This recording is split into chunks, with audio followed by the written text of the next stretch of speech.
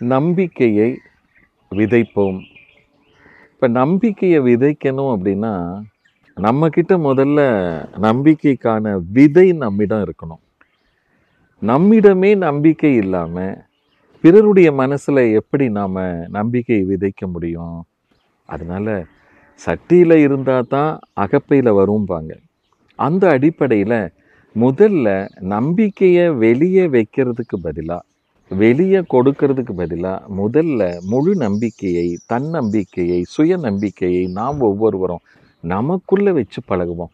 அப்பதான் யார்கிட்ட பேசினாலும் நம்பிக்கையா பேச முடியும். எந்த செயல் செஞ்சாலும் நம்பிக்கையா செய்ய முடியும். இது நம்பிக்கை என்பது சாதாரண விஷயம் இல்லைங்க. அது ஒரு மிகப்பெரிய டானிக்குங்க. இந்த டானிக் நமக்குள்ள குறையாம இருந்தா போதும். ஒவ்வொரு நாளும் நமக்கு சிறந்த நாளா தான் அமையும். வாழ்க வளர்க!